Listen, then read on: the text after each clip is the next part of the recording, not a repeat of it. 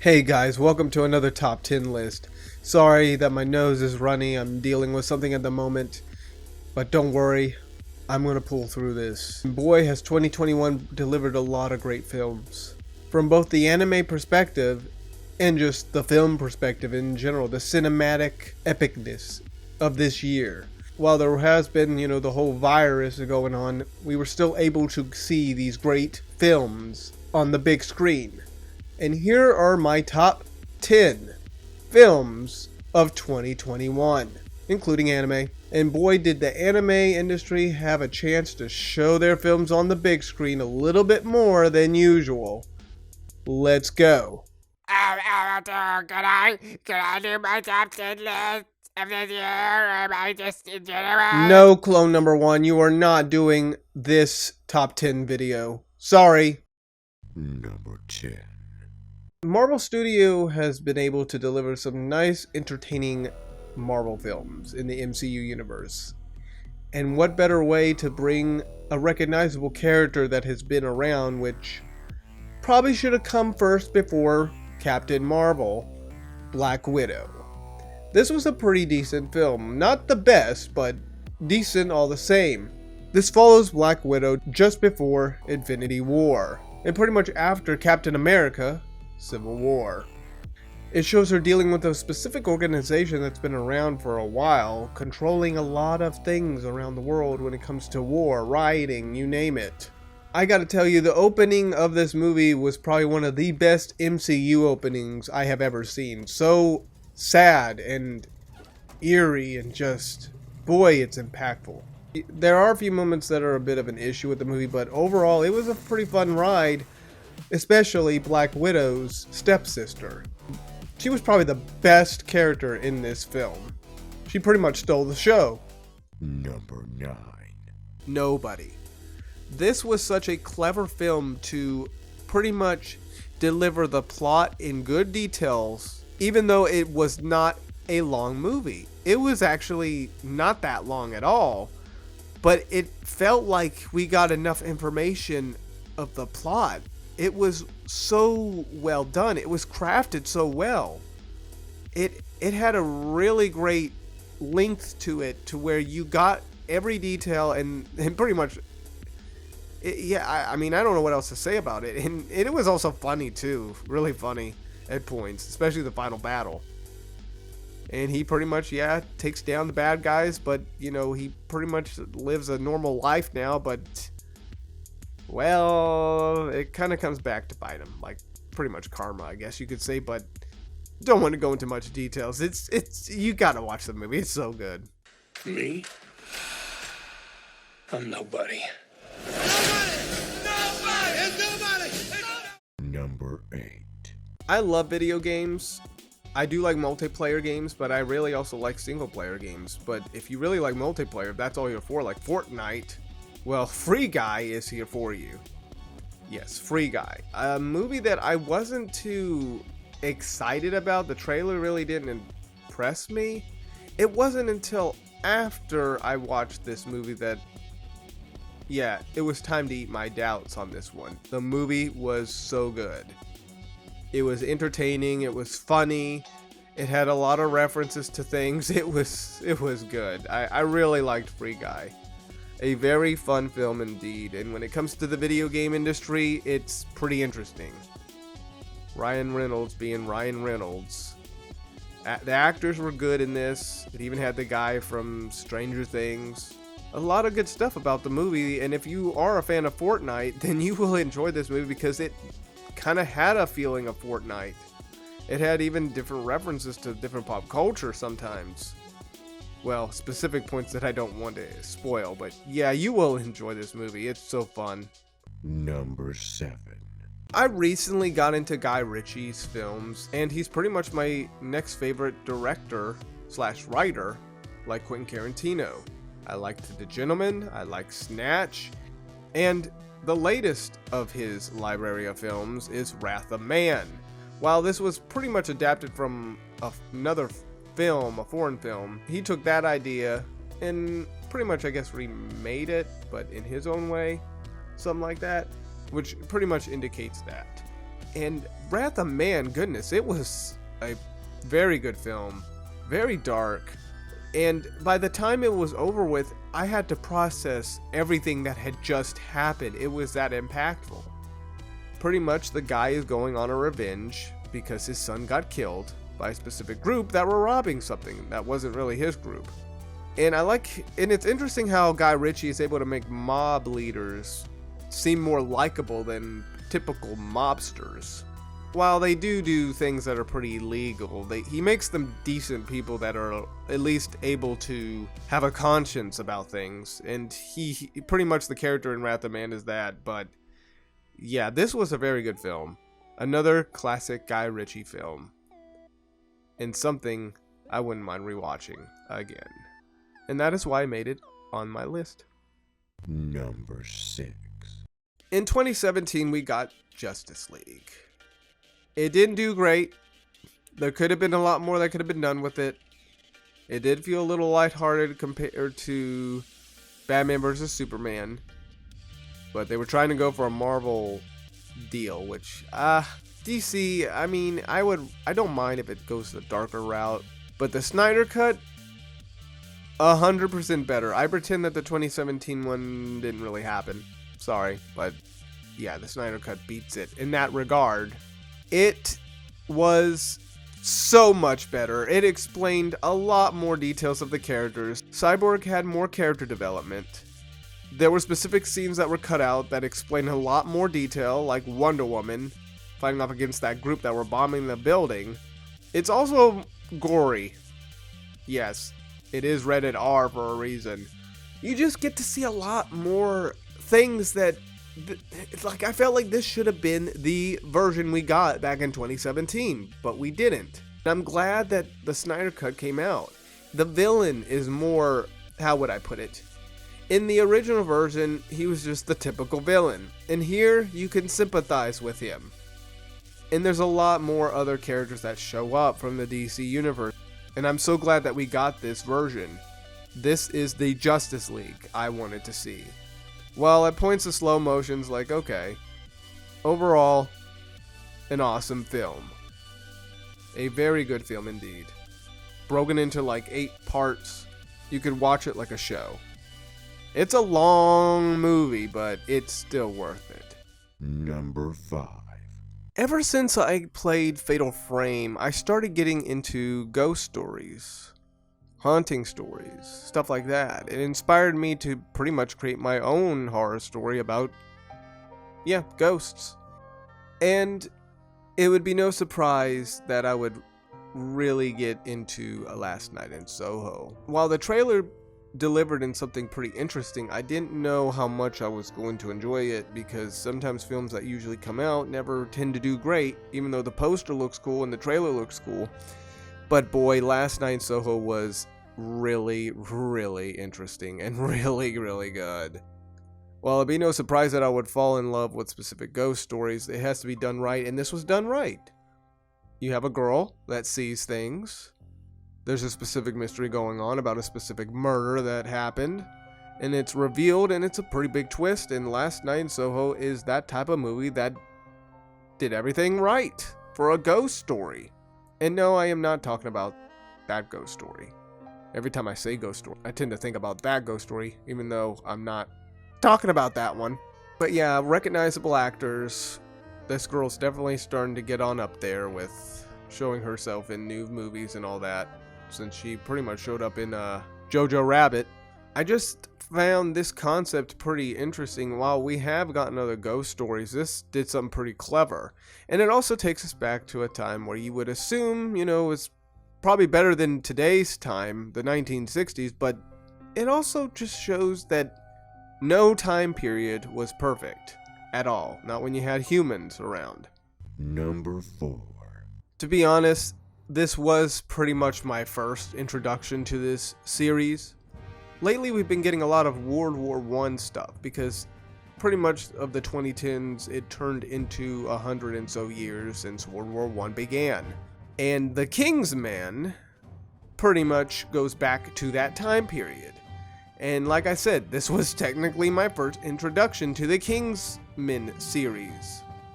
Really fun film. Now, sadly, there was an issue in my life where we were watching this movie and we pretty much had to leave because of an emergency, which pretty much sort of kind of reflects on that moment. But I try to look past that and look at it in this regard. It is a very clever, very good, and very captivating movie, but also very sad at that. World War I was pretty dumb. The lives that were lost for absolutely nothing. And Kingsman pretty much shows that viewpoint of loss and sadness and how war is just stupid. But it can also be funny. I mean, if you want to see Rasputin fight off against the main characters, I mean, heck yeah, I would like to see that. Yeah, Rasputin is in this movie. Pretty much most historical figures are in this movie, but yeah, it had funny moments, but also sad moments. It's a really great film, and that is why I added it on this list, because it deserves it. Number 3. Okay.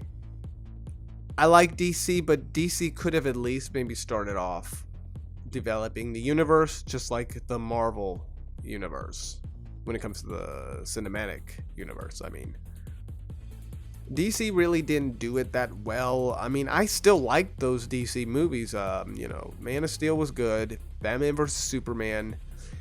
Sadly, Suicide Squad, I liked it, but some people just didn't really care for it. Either the editing was not great, sloppy editing, and just this about it. Okay. Moving on, we get The Suicide Squad. James Gunn, who directed it, and yes, this was a very fun, humorous film. It was such a blast watching it on the big screen. It delivered in a lot of things that pretty much was entertaining, from the comedy perspective to having some really good character development. Pretty much, this is a great character development story when it comes to villains. And Harley Quinn is so much better in this movie. All the characters were so good, and the acting was well done. I even like Ratcatcher. She was one of my favorite characters in the movie. But pretty much I liked them all. They were so good. The action scenes were crazy, and yes, this movie does not hold back. It shows so much gore and carnage. I got to see this film 3 times, and it was fun every single time. And even for a standalone in the series, yeah, I would definitely come back for more. Everything about it was really good. I know the final battle, the thing that they had to fight, yeah, I mean, it felt a little cartoony when it came to the thing they were fighting, but overall, it wasn't enough to ruin the entire film. It's still an awesome one at that. It's a jolly good old time. Number 2. In 2019, I started watching Demon Slayer on Toonami. And then we got the Demon Slayer movie, which followed right after the first season. It picks up right after the first season. This was the one anime movie that pretty much stayed in the theaters for several weeks, just like a regular movie would. That was awesome. We got to have an anime stay in theaters for that long. And when I went to finally go see it, oh man, it was so fun, but boy, such a sad movie at the same time. It was so impactful. The music was impactful, especially the ending of it was impactful. The credit music was impactful. Demon Slayer has become a really great anime series, and the movie pretty much gave it another boost, because boy, a lot of people went to go see this movie. While it does have some crazy weird stuff, I mean, come on, it's demons. It's got that Inuyasha weirdness to it, so I can look past that. But boy, the fight scenes are really good. The animation is so awesome. It almost looked like an episode from the show itself, but in movie form. It still holds that animation, and it still has that art style. It's so beautiful. And this is why I had to add it, because it was a fun ride. Me, my sister, and my friend went to go watch it, and the theater was decently packed for a Wednesday. Usually on Wednesdays they're kind of slow, but boy, that theater was pretty decently packed. Such a great experience. Sad one at that, but great experience nonetheless. And I'm glad this anime movie got a chance to shine at the big screen for several weeks. Now, before we get to number 1, here are some honorable mentions. I would have really liked to have added at least one of these on the list, but I had to choose which one I really enjoyed the most out of. My Hero Academia. I really enjoyed this film. I'm not entirely into My Hero Academia like most people. I mean, I've watched the series. I enjoy them, but not overly hyped about it like other people. But the movie was pretty good. At least the third one was better than the first one. And after watching the second, I actually watched the second movie after watching the third one, but I still think the third one had a better feel to it, more of an impact of what's going on, and it was really fun. I enjoyed it. It stayed in theaters less than Demon Slayer, but at least it was in theaters for about a week or so. So yeah, it was a good film. I really enjoyed it for My Hero Academia. Shang-Chi. What I liked about Shang-Chi was a different cultural aspect of the Marvel universe, and Shang-Chi delivered that. The villain was also very interesting. A villain that was well written. Thanos was just, well, Thanos, but this guy, you can sympathize with him when it comes to a loss of a specific someone. And it was an entertaining, typical Marvel movie, but I really just liked the aspect of the Asian culture that it showed in the Marvel universe. It was kind of like Black Panther, a different culture in the Marvel universe. Same with Shang-Chi. Different culture in the universe. Another side of the globe. I really enjoyed it. It was fun. Sword Online, progressive. Aria of a Starless Night. And to be honest, I gotta say, it was a really good movie. It followed Asuna's perspective. It pretty much remastered or reanimated the entire portion of episodes 1 and 2. And I felt like it was just a big update from the original. While the original I would say could still hold up, you could just tell it's a lot better in quality and detail, and the animation's really good. I really enjoyed this movie when it came to Asuna's perspective. And I could really just admit this, but I feel like the movies are doing a better job than the show is, surprisingly. At least this had time to flesh out specific things, how Asuna pretty much had the hood and trained to become a pretty good fighter. And then you do have Kirito show up, and I felt like he was pretty well balanced in this one. I always felt like in season 1 he was well balanced before he became a Mary Sue. This is kind of going back to when SAO was good, and that's what I like about this movie. It was an entertaining ride from beginning to end. Number 1. You know, lately, nostalgia has been coming around lately. Like, games from back then are going up on price. We got a lot of things that finally came back after, like, several years. Specific animes like Yashahime, this. It kind of brings you back to the past a bit. And Spider-Man, No Way Home, pretty much delivered in that regard. This was such an awesome movie. It's one of the best and fun cinematic experiences I have ever experienced in a movie theater. Like I said, when it comes to nostalgia, this goes back to nostalgia. I don't want to go into much details, but boy, does it go back to nostalgia. That's all I gotta say. Back to nostalgia. The acting is so good.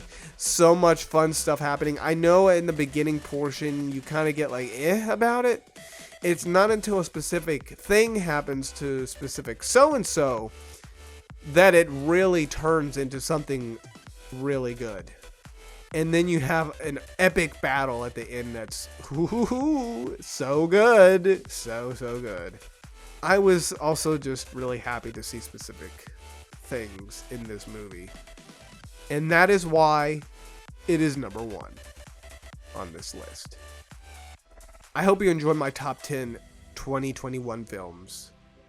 There was a lot of great ones at that.